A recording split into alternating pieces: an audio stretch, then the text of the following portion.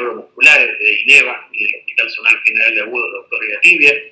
En este curso de emergencia de enfermedades neuromusculares voy a hablar de neuropatías agudas que difieren del Guillain-Barré, el cual Guillain-Barré, que es una neuropatía aguda por excelencia y que muchos conocen, será tratada en una clase específicamente. Con lo cual yo les voy a hablar de todas esas neuropatías de inicio agudo, que si bien pueden parecerse al Guillain-Barré, conocerlas nos ayuda a un diagnóstico correcto.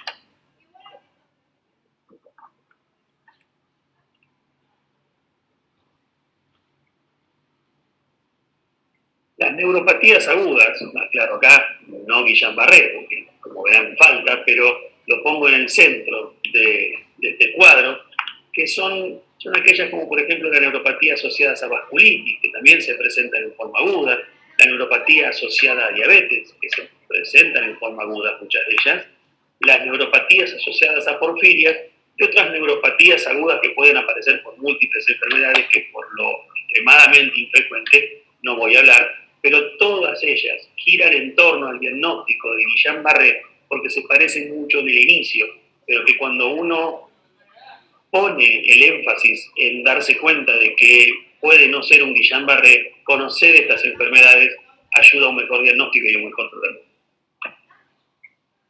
Empezando con las neuropatías asociadas a vasculitis, lo primero que tengo que hablar es que hay una clasificación de ellas, que fue hecha por la Sociedad de Nervio Periférico en el 2012, que las divide según el tamaño del vaso involucrado, en las de nervios de grandes arteriolas y en las de nervios de micros arteriolas. Siguiendo con la clasificación, los nervios de grandes arteriolas, esto incluye a las pequeñas arterias, grandes arteriolas y también vasos grandes, y los nervios de la microvasculatura son aquellas que involucran las arteriolas pequeñas y capilares. En los nervios de grandes arteriolas y la vasculitis por nervios de grandes arteriolas, lo clásico es encontrar artritis reumatoidea, poliarteritis nodosa, síndrome de Church-Strauss o granulomatosis de Wegener, ¿sí? Como más comunes, si bien hay muchos como vamos a ver. Y los nervios de la microvasculatura, cuando la vasculitis es en este sitio, son vasculitis no sistémicas y la plexoradiculopatía diabética.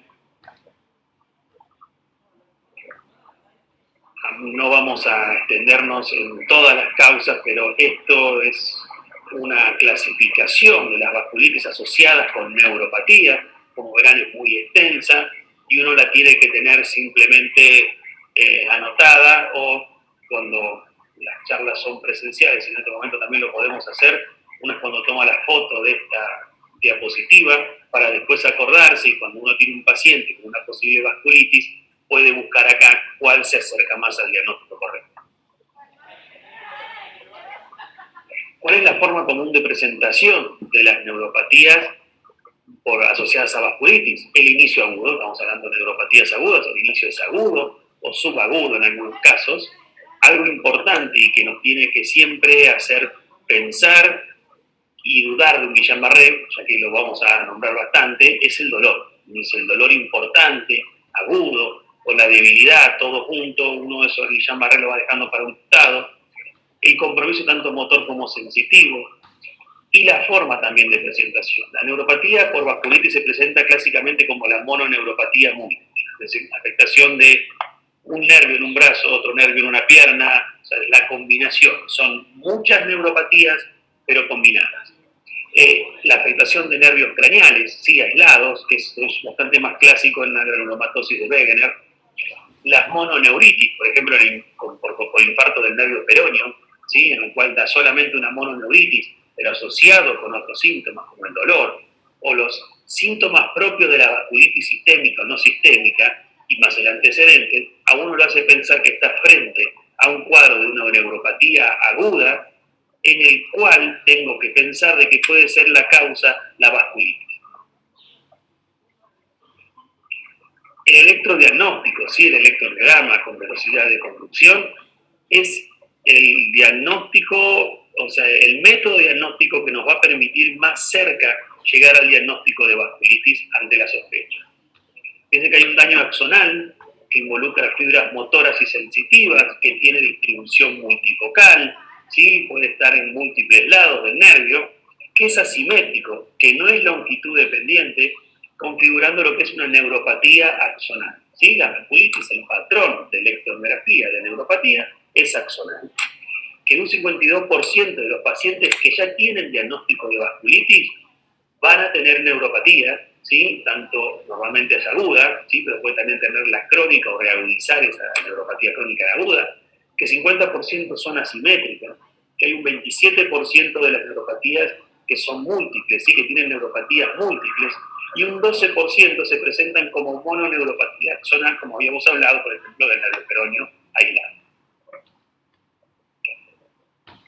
¿Qué es lo que uno tiene que evaluar en el electromiograma para que tenga un rédito? Y esto es una propuesta, ¿sí? Uno puede hacer mucho más nervios, pero trataría de no hacer menos, ¿sí? Uno debe investigar nervios sensitivos como motores, sural, peroneo superficial, mediano, cubital, tibial y peroneo. Es de buena práctica hacer unilateral en nervios motores. Todos los nervios motores de un lado, y ante algún cambio o algo que uno note, hacer otro nervio motor contralateral para ver si hay lo que hablamos de la multiplicidad de nervios afectados. Pero siempre primero hacerlo todo de un lado en los nervios motores y después hacer uno contralateral. En cambio, con los nervios sensitivos hay que hacer comparación lado a lado, porque a veces los nervios sensitivos pueden estar afectados, pero con bajos voltajes. Si uno lo compara con el otro que tiene buen voltaje, ¿sí? Buena amplitud, lo que hace es que ahí uno está viendo esa neuropatía múltiple, ¿sí? También en la parte sensitiva. Como les decía, el electromiograma es la herramienta más útil cuando se sospecha neuropatía por vasculitis.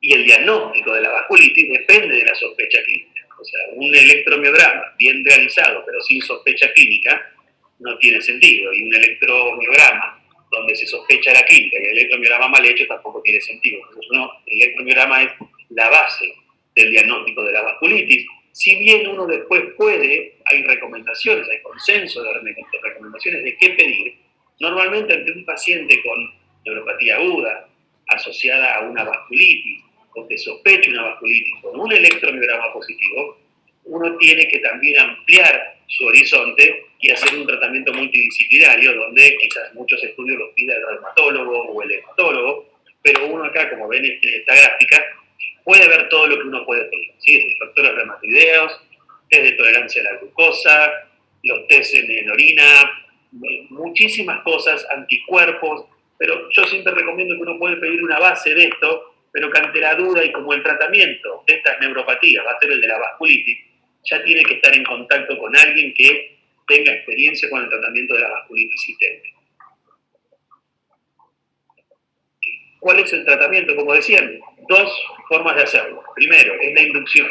La inflamación está destruyendo axones, ¿sí? Cuanto antes hay que detenerla. Entonces, ahí el consenso entre reumatólogo o neurólogo, siempre es tratar rápidamente, aunque todavía quizás no se haya llegado al diagnóstico certero, pero si uno sospecha la vasculitis, el inicio tiene que ser rápido. Se puede usar ciclophosphamida, corticoides, metotrexate, rituximab, inmunoglobulina endovenosa. Depende muchas veces de la base de la vasculitis sistémica con cuál uno va a empezar o cuál tiene mejor experiencia. Todos son efectivos en detener la inflamación y el daño, ¿sí? El más conocido y el que más se ha usado es el corticoide en la forma aguda, pero todos el resto pueden servir y muy bien. Y luego es el mantenimiento a largo plazo. Es un paciente con una patología crónica, que lo va a poder repetir y el daño va a seguir. Sepan que cuanto más daño del axón, más secuela en el paciente. La satioprina, los corticoides o los otros biológicos, ¿sí? Que se usan en enfermedades reumatoideas o en enfermedades de la piel que se asocian con vasculitis, son los que también nos benefician para que la neuropatía se mejore. Y como ya les digo, no es un tópico para esta charla, no voy a hablar del tratamiento de las vasculitis, sino que la charla es para que reconozcan que hay neuropatías agudas distintas del Guillain-Barré, como la vasculitis en este caso. Y siguiendo, sí, dentro de la vasculitis, porque es una vasculitis, pero en otra parte, estas letras que parecen en idioma, no tiene vocales esto, son variantes de las plexoradiculopatías agudas, ¿sí? ¿Qué quiere decir todas estas letras que están acá? Básicamente son neuropatías, radiculopatías lumbosacra la primera, cervical la segunda que están viendo ahí, y que están asociadas a diabetes.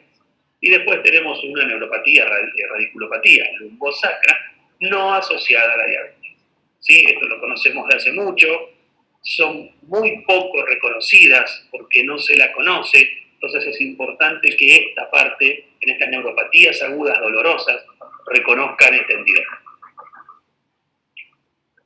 ¿Qué características tienen importante? El inicio agudo severo con dolor. Tiene un severo dolor proximal, ¿sí? En miembros inferiores, que es lo más común, si bien está la que compromete cervical, pero es un poco bastante más raro. Son pacientes en estos que están asociados a diabetes tipo 2, con buen control de las glucemias. Es algo importante. Los pacientes tienen muy buen control de glucemias y hacen estos cuadros de complicación, es en mediana edad o mayores. La debilidad muscular siempre al inicio, viene después del dolor, ¿sí? O sea, es luego del inicio del dolor.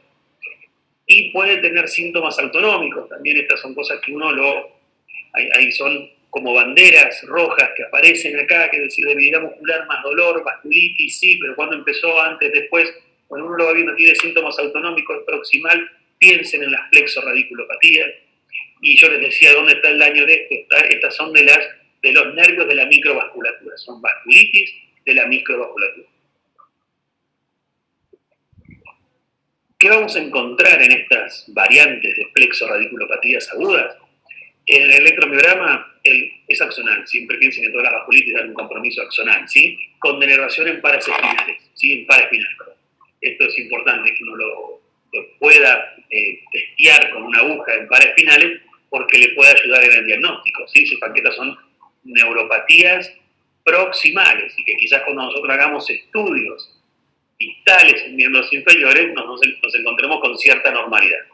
El tratamiento son efectivos inmunoglobulina endovenosa, plasmaféresis o corticoides, no hay preferencia por alguno que el otro, y sepan que estas patologías dejadas a su libre evolución mejoran, un curso autolimitado. El problema es cuánto tiempo es ese curso autolimitado y el paciente tiene mucho dolor. Entonces el tratamiento lo que hace, acorta los síntomas y las posibles secuelas. Entonces, ante un diagnóstico de estos pacientes tiene que ser tratado por más de que sea autolimitado. Quizás hay veces puede pasar desapercibido porque a veces solamente tienen dolor con mínima debilidad y pasó desapercibido quizás como una virosis. Pero en algunos pacientes, en los más, diría yo, el dolor es incapacitante y lleva al paciente a la postración. Y como final de esta charla, quería hablar de una neuropatía que muy pocas veces es reconocida o preguntada quizás, sí, si bien es rara de ver, pero está y uno tiene que tener ojo en esta patología, que es la neuropatía por porfiria. Recordemos que la porfiria es una rara alteración del metabolismo caracterizado por la deficiencia de la enzima o en la biosíntesis de porfovirinógenos o en la transformación de porfirinógenos en M. Hay 4 tipos, ¿sí? Que dependen de la enzima donde está la deficiencia, cuál es la patología, cuál es la forma clínica que va a tener el paciente. Bueno, esto lo siguen los hematólogos, no nosotros los neurólogos. Nosotros lo que sabemos es que si el paciente lo tiene, tenemos que anticiparnos a la neuropatía, o quizás, y eso es pocas veces que pasa, de que nosotros hagamos el diagnóstico de la porfiria por una neuropatía aguda, pero sepan que están estos 4 tipos y que en función de en orina o en heces, lo que uno vaya encontrando del metabolismo alterado, es que hace el diagnóstico. La neuropatía porfírica aguda, la incidencia se desconoce, ¿sí? Pero se estima que entre el 10 y el 40% de los pacientes con porfiria desarrollan neuropatía. Y claramente se asocia en compromiso autonómico con la neuropatía motora, ¿sí? O sea, tienen un compromiso autonómico más compromiso motor. Otro dato más importante, siempre compromiso autonómico severo y agudo, piensen en patologías sistémicas asociadas a esto. La alteración gástrica, ¿sí? El dolor o la pseudofusión o la constipación, la taquicardia, hipotensión ortostática y el compromiso motor con debilidad aguda. Todas estas cosas hacen pensar en porfiria. Esos pacientes que tienen las alteraciones gástricas, el dolor, compromiso simpático y que luego hacen la debilidad muscular aguda. Eso es un dato que uno le tiene que preguntar siempre, si el paciente tiene crisis dolorosas. Para pensar en esto, dolor agudo abdominal, que 3 a 75 días después empieza con debilidad muscular severa y compromiso que llega hasta RM, uno tiene que pensar en una posible neuropatía porfírica.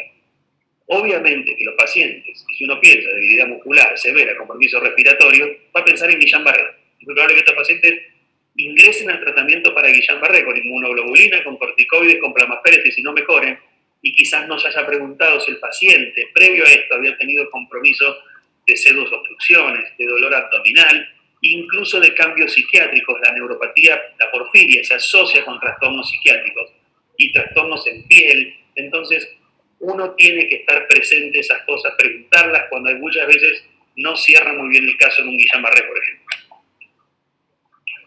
Entonces, para repasar, la neuropatía porfírica es una neuropatía axonal que no difiere de otras patologías. Son todas axonales, las que son por vasculitis, son todas axonales.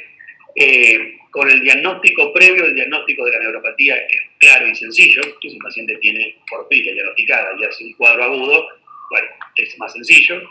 En asintomáticos con debut agudo de la neuropatía puede ser indistinguible de un Guillain-Barré, ¿sí? Importante esto. Ya ahora tenemos una clase en este curso de Guillain-Barré, donde seguramente van a hablar de los diagnósticos diferenciales. Sospechar cuando hay antecedentes psiquiátricos recientes o alteraciones gastrointestinales o dolor abdominal previo a la debilidad para pesquisar esta neuropatía. Y el tratamiento es el de la porfiria. Habitualmente lo que se hace es evitar los tratamientos que desencadenan la crisis. Hay muchos fármacos que la desencadenan. Entonces uno tiene que evitar eso, que ese es el tratamiento. O sea, la neuropatía no tiene un tratamiento específico, sino que es el tratamiento de la porfiria. Y para resumir, y volviendo al primer cuadro que estaba, se darán cuenta de por qué yo pongo el Guillain-Barré en el centro, porque muchas de estas patologías, quizás no tanto las asociadas a vasculitis porque hacen mononeuritis múltiple, pero las asociadas a la porfiria, que traen gran debilidad y hasta compromiso respiratorio, o las asociadas a diabetes, que también traen debilidad muy extrema, pero entre todas estas siempre hay algo que nos da la alarma para no pensar en un Guillain-Barré cuando es una debilidad aguda, una neuropatía aguda. En las asociadas a diabetes, acuérdense que era proximal, que era dolorosa, inicio doloroso importante y proximal, ¿sí? En un paciente diabético, y a veces no. Recuerden que hay una que es la lumbosacra que no está asociada a diabetes, pero el dolor agudo, proximal, uno tiene que pensar en esta patología. Las que son provasculitis, el dolor siempre está presente, pero acá empieza a aparecer parchados, en un brazo, en una pierna, o está un par craneal solo, empiezan a aparecer cosas aisladas, ¿sí? Y en todas, si está el antecedente, es mucho más fácil para no pensar de que sea un Guillain-Barré, o quizás sea que no está exento de que tenga un Guillain-Barré asociado a una paciente que tiene vasculitis, pero que no tiene nada que ver con la vasculitis. Es una combinación extraña con una comorbilidad complicada. Y en cuanto a la porfiria, como les decía hace poquito, el cuadro abdominal, algún antecedente psiquiátrico que haya aparecido por ahí, en especial el dolor abdominal, la crisis de dolor intenso abdominal, más la debilidad que aparece, como yo le decía, entre 3 y 75 días, hace pensar que la debilidad muscular puede ser por la porfiria. Muchas gracias por su atención y espero que les haya sido útil. Y